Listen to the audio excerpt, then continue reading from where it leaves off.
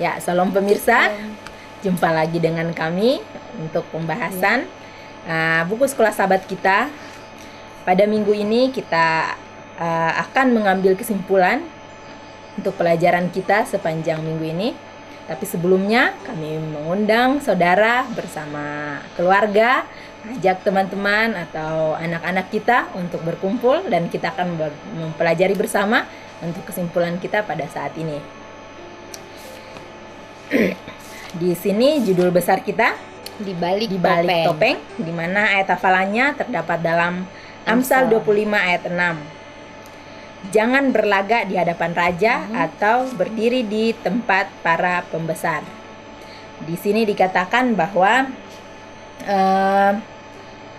setan pada saat menggoda manusia, dia tidak datang dengan cara yang membuat kita takut sehingga tidak Hawa takut sehingga tidak mau mengikuti ajakan dia, tetapi dia datang dengan cara yang sangat membuat Hawa tergoda dengan hal itu, dengan cara dia menipu dan juga mengatakan hal-hal sanjungan bagi Hawa, sehingga pada saat itu Hawa pun terjatuh. Oleh karena itu kita juga sebagai manusia seringkali kita jatuh seperti hal itu, seperti Hawa. Kita ditipu itu dengan cara yang halus kita bisa jatuh, ataupun dengan cara yang memang kelihatan pun kita bisa jatuh. Dan di sini juga kata sanjungan itu membuat kita juga akan bisa jatuh juga melalui kata-kata melalui kata-kata. Dia dimana bila mana kita menghadapi hal tersebut, apa yang harus kita lakukan dalam menghadapi hal tersebut, yaitu bila mana kita berserah kepada Tuhan, maka Dia akan menuntun kita untuk menentukan, dapat membedakan apakah ini benar atau apakah itu salah. Oke, dan juga di sini dikatakan bahwa kita harus hidup oleh iman, di mana kebesaran Tuhan dalam kehidupan kita mungkin kita tidak pahami sepenuhnya dalam kehidupan kita, tetapi itu membutuhkan iman untuk melakukan setiap perkara dalam kehidupan kita. Untuk memahaminya kita membutuhkan iman yang kuat kepada Sang Pencipta. Ya, kenapa? Karena iblis menyamar sebagai malaikat terang. Ya. Jadi kita memang perlu penyerahan kepada Tuhan. Ya, jangan sampai kita terkecoh, jangan sampai kita dikelabui oleh si iblis itu, karena dia juga cerdik, dia mempunyai cara yang sangat halus dikatakan tadi ya.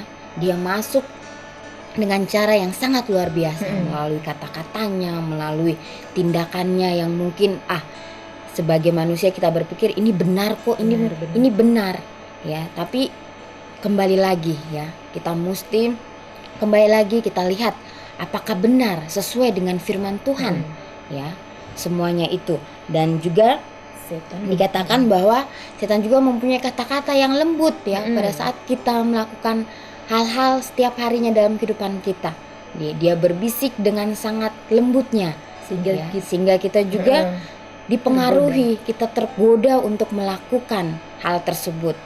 Ya, jangan sampai kita mempunyai keinginan dalam kehidupan kita dan itu kita tanamkan itu di dalam kehidupan kita. Ya, jangan sampai hal-hal yang sudah kita lakukan itu menjadi tabiat di dalam kehidupan kita, oleh karena setan terus meracuni akan pikiran kita. Ya, dengan hal-hal kejahatan, dengan hal-hal yang mungkin tidak sesuai dengan firman Tuhan. Ya, kita harus datang kepada Tuhan ya, meminta akan kuasanya sehingga kita dapat melepaskan semuanya itu dalam kehidupan kita. Dan seringkali kita juga jatuh karena kata-kata sanjungan, karena membuat kita mengangkat diri kita. Jadi kita menganggap wah ini kesombongan yang timbul sehingga tanpa kita sadari kita sudah jauh dari daripada Tuhan. Jadi kita harus banyak cara yang setan tawarkan bagi untuk menjerat kita.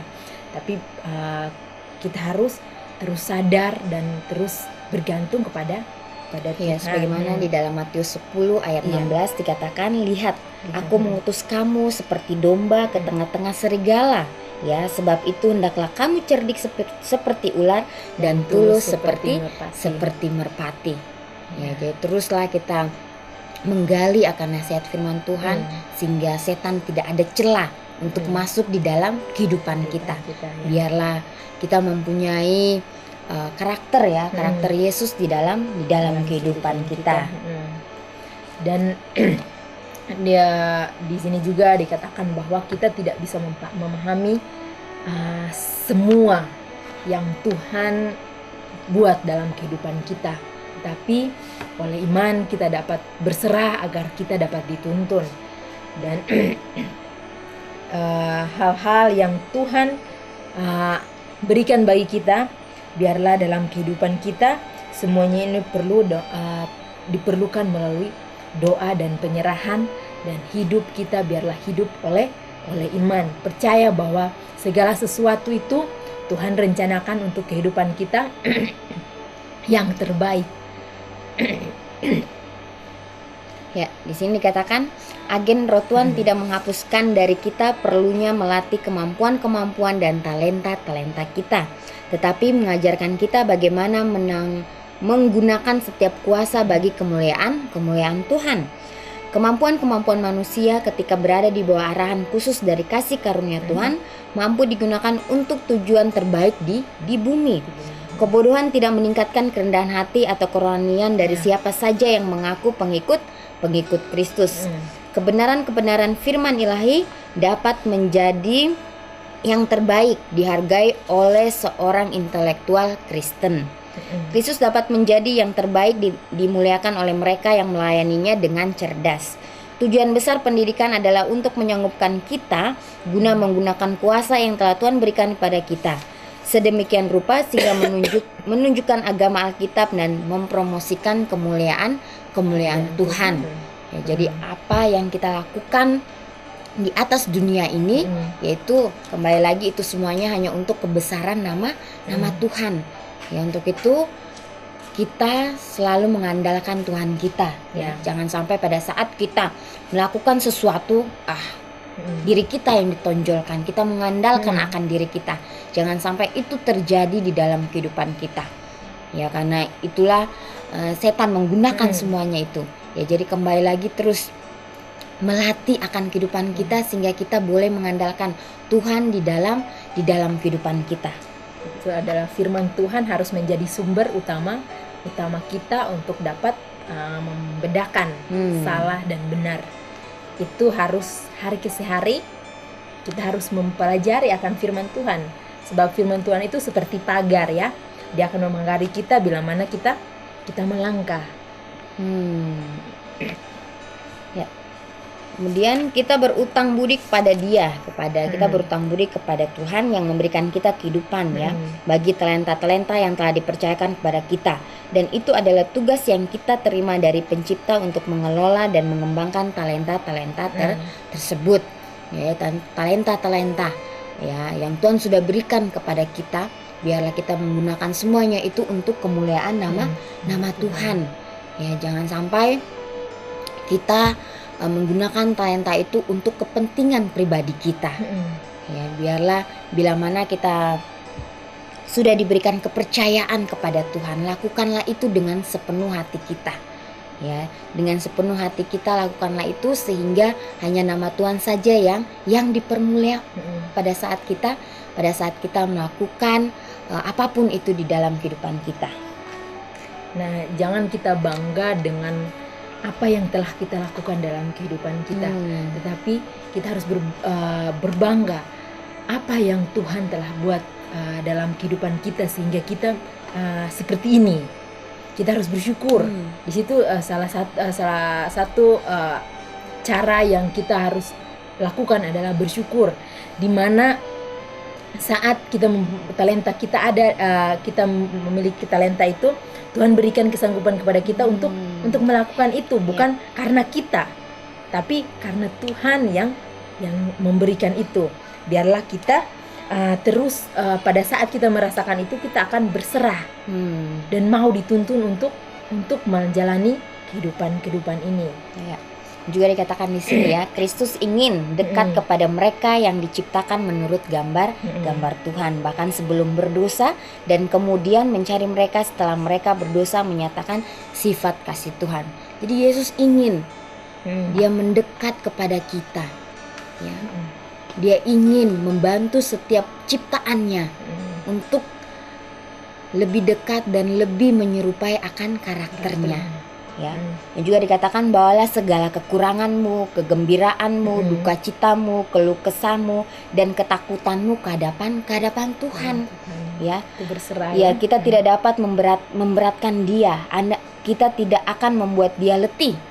Ya, Dia yang menghitung jumlah rambut di kepalamu tidaklah bersikap masa bodoh terhadap keperluan anak-anaknya, karena Tuhan Maha Penyayang dan penuh belas kasihan.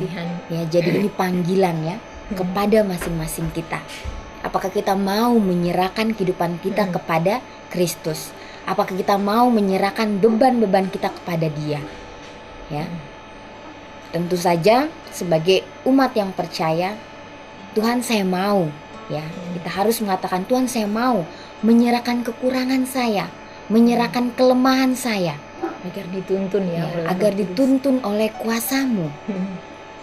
Disitulah Tuhan akan mengulurkan tangannya. Dia akan membantu kita dan kita akan berjalan di jalan kedamaian. Ya, walaupun kita dalam hal sukacita, serahkan semuanya itu kepada Tuhan. Jangan sampai hanya kita mendapatkan masalah baru kita datang kepada Tuhan. Bila mana kita senang, ya kita sudah lupa. Ya, tidak seperti itu.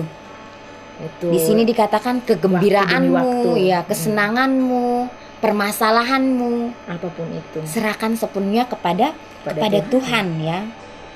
Sebab Dia dulu sudah merasakan itu dan Dia sanggup menolong kita bila mana kita menyerahkan kehidupan kita kepada Tuhan. Dan juga jangan pernah menganggap bahwa Tuhan tidak pernah akan mendengarkan keluh kesah kita. Iya. Dia selalu mendengarkan keluh kesah kita.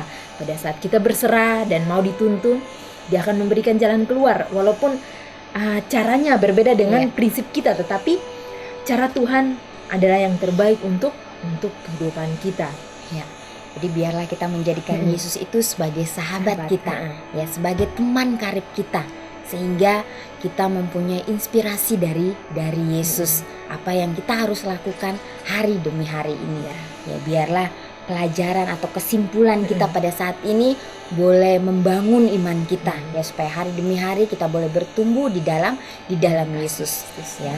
Dan juga selalu andalkan Yesus ya dalam kehidupan kita, sehingga biarlah Dia yang berkarya di dalam kehidupan kita. Dan sampai sinilah ya kesimpulan pelajaran sekolah sahabat kita sepanjang minggu ini. Biarlah ini boleh menjadi berkat, ya, boleh menjadi berkat kepada orang lain, khususnya kepada diri kita sendiri. Inilah kesimpulannya, kiranya Tuhan memberkati.